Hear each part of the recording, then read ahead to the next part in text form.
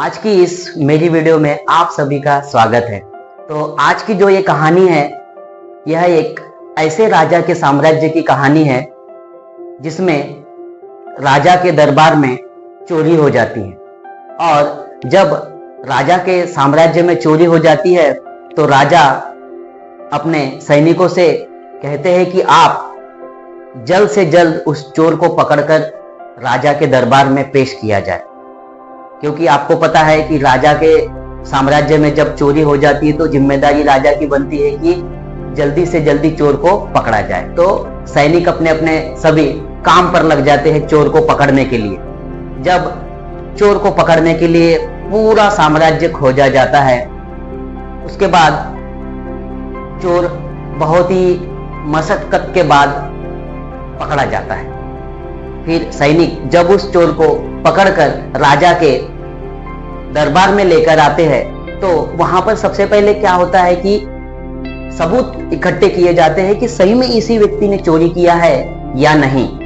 तो सैनिक सब जो भी सबूत होते हैं इकट्ठा करते हैं और राजा के दरबार में पेश करते हैं और पता चलता है कि इसी व्यक्ति ने चोरी की है। अब जब चोरी इसी व्यक्ति ने की है तो राजा उसको एक खतरनाक, यानी क्या कहना चाहिए कि आपको पता है कि राजा पहले के जमाने में अपने हिसाब से सजा सुनाते थे।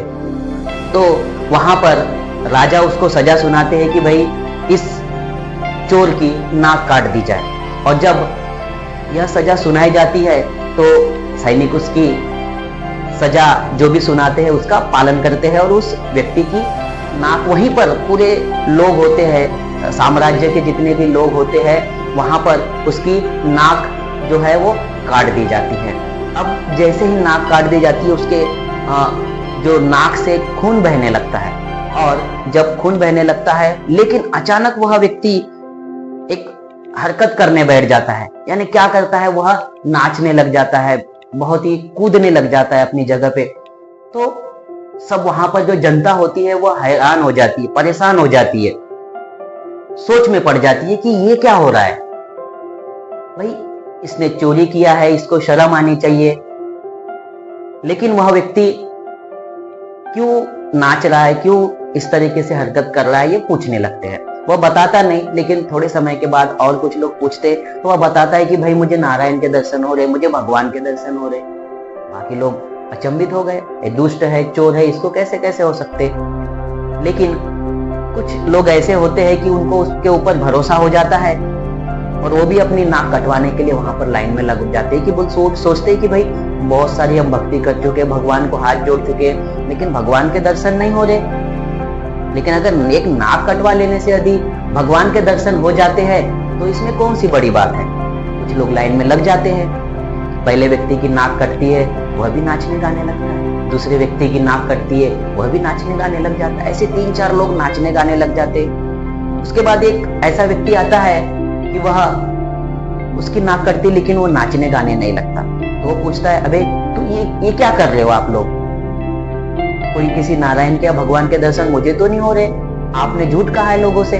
वो कहते हैं कि अगर आपने झूठ बोला या आपने जो अभी जो बात हुई हमारे बीच में, यदि आपने सच बता दिया तो लोग आपको भी पागल समझेंगे, इसीलिए आप इस झूठ को झूठ ही रहने दो।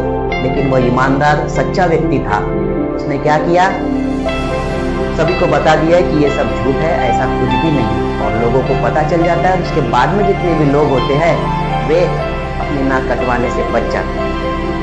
यह कहानी हमें क्या सीख देती है? यह कहानी हमें यह सीख देती है कि कभी भी हमें किसी के भी भरोसे पे कोई भी काम नहीं करना चाहिए। यानी कोई भी काम को करने के लिए हमें अच्छा सोच विचार करना चाहिए।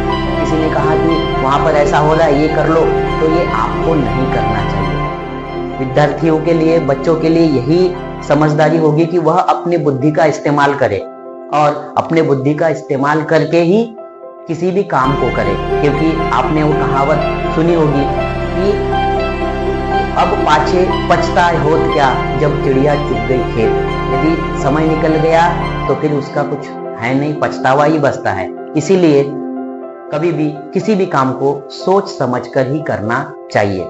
Thank you.